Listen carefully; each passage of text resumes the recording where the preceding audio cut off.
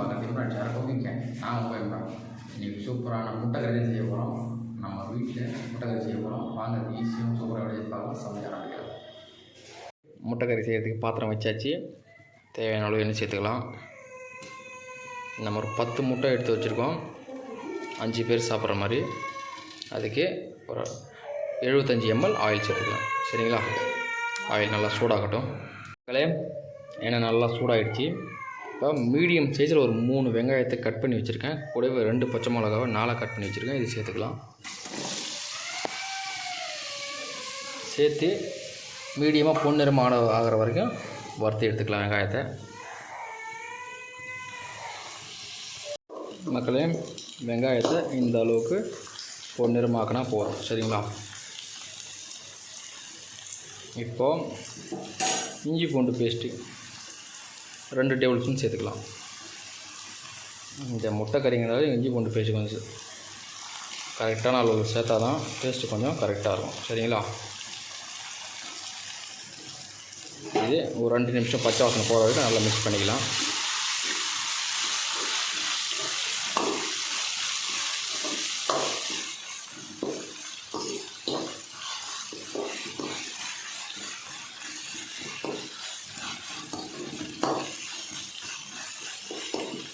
இஞ்சி பூண்டோட பச்சை வாசனெலாம் போயிடுச்சு.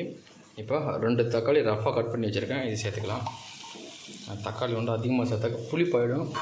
குழம்பு வந்து புளிப்பு டேஸ்ட்டு கொடுக்கும். அதனால் தக்காளியை 2 போடுங்க. நான் 4 வெங்காயம் போட்டேன், 2 தக்காளி தான் போட்டேன். சரிங்களா?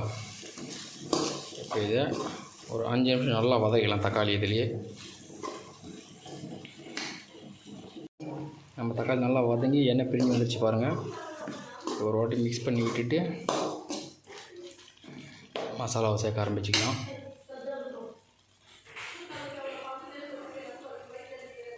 கரம் மசாலா இது நானே வீட்டில் அரைச்சது. பட்டை, லவங்கம், ஏலக்காய் 3 சேர்த்து லைட்டாக அறுத்து வச்சுருக்கேன். நல்லா ஸ்மெல் வரும். இது 1 டேபிள் ஸ்பூன் சேர்த்துக்கலாம். கூடவே 1.5 டேபிள் ஸ்பூன் மஞ்சள் தூள், மிளகாய்த்தூள் 1 டேபிள் ஸ்பூன், கூடவே மல்லித்தூள் 2 டேபிள் ஸ்பூன்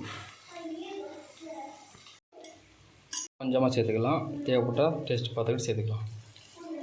இப்போ இது எல்லாத்தையும் ஒரு வாட்டி நல்லா மிக்ஸ் பண்ணி விட்டுக்கலாம்.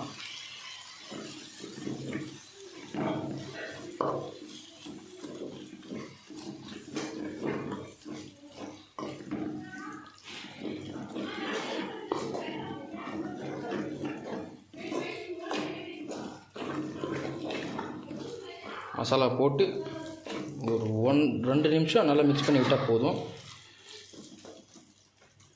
ஒரு 2 நிமிஷம் அப்படியே இருக்கட்டும். 2 நிமிஷம் ஆச்சு. இப்போது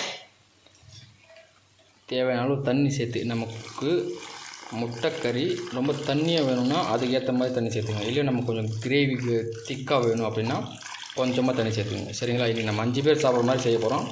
அதனால் கொஞ்சம் தண்ணியாக தான் செய்ய போகிறோம். தண்ணி சேர்த்து நல்லா மிக்ஸ் பண்ணி கொதிக்க விடுவோம்.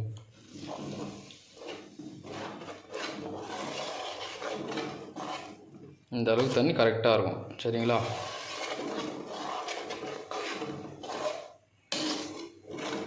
இது 5 பேர் தாராளமாக சாப்பிட்லாம்.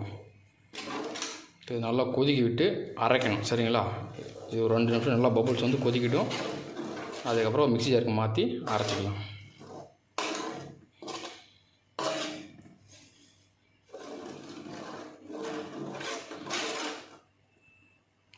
இது ஹை ஃப்ளேம் வச்சு விட்டுறலாம்.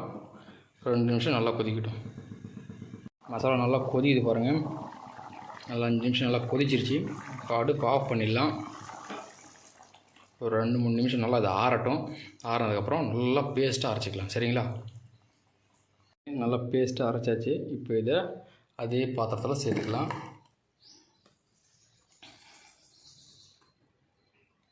இதில் கொஞ்சமாக தண்ணி சேர்த்து இதையும் அலசி ஊற்றிக்கலாம். சரிங்களா?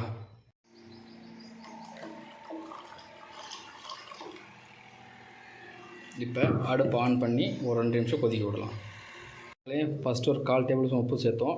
இப்போ ஒரு 1/4 டேபிள் ஸ்பூன் உப்பு சேர்க்குறேன். தேவைப்பட்டால் சேர்த்துக்கலாம். உப்பு அதிகம் போட்டுறாதீங்க. ஏன்னா முட்டைக்கறி வந்து கொதிக்க உப்பு டேஸ்ட்டு வந்து அதிகமாகும். ஸோ கொஞ்சம் கொஞ்சமாக சேர்த்துக்கங்க உப்பு. இப்போ இது நல்லா கொதிக்கட்டும்.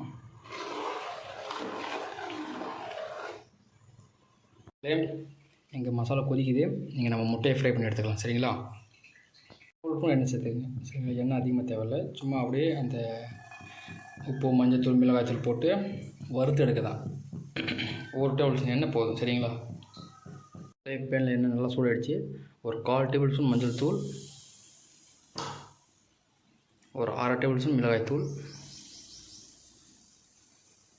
இப்போ நம்ம கீறி வச்சுருக்க முட்டையை ஒவ்வொன்றா சேர்த்துக்கலாம்.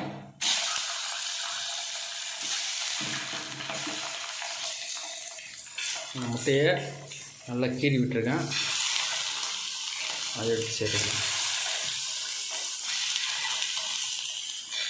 அடுப்பு குறைவான தீயில் வச்சுக்கிங்க.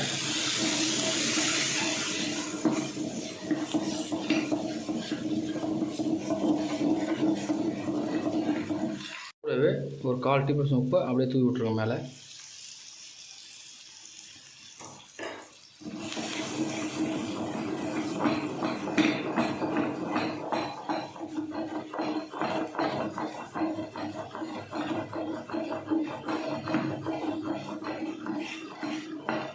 அவ்வளோ சூப்பராக இருப்பாருங்க பார்க்குறதுக்கு.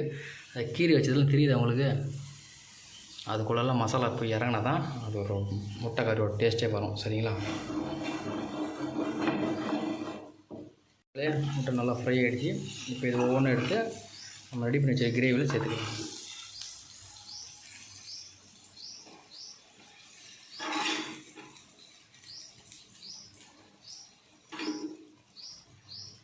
இப்படி செஞ்சு கொடுத்தீங்கன்னா முட்டைக்கறி சாப்பிடாதவங்க கூட சாப்பிட்டு காலி பண்ணணுங்க எல்லாத்தையும். இதே மாதிரி இருக்கிற எல்லா முட்டையும் ஃப்ரை பண்ணி எடுத்துக்கலாம். முட்டை எல்லாத்தையும் சேர்த்தாச்சு. ஒரு 2-3 நிமிஷம் நல்லா கொதிக்க விடுங்க.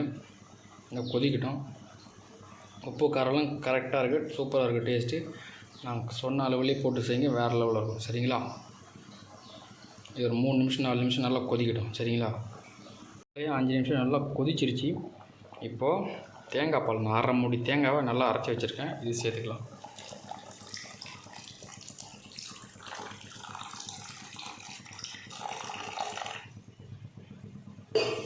சேர்த்து ஒரு வாட்டி மிக்ஸ் பண்ணி விடுங்க பொறுமையாக. தேங்காய் பால் சேர்த்தாக்க அந்த ஃப்ளேவரு, அந்த டேஸ்ட்டு அது தனி தான். சரிங்களா? இந்த மாதிரி செஞ்சு கொடுங்க. முட்டை கறியை வேண்டான்னு யாருமே சொல்ல மாட்டாங்க. லஞ்சில் இதை செஞ்சு கொடுத்தீங்கன்னா அடிப்பொலியாக இருக்கும். ஒரு 2-3 நிமிஷம் நல்லா கொதிக்கட்டும்.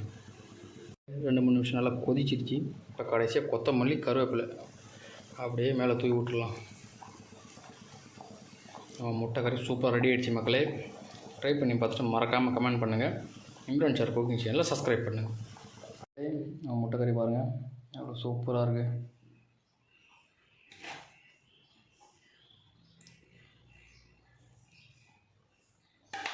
முட்டை கறி ஒயிட் ரைஸில் வச்சு சாப்பிட்டாக்க வேறு லெவலில் இருக்கும்.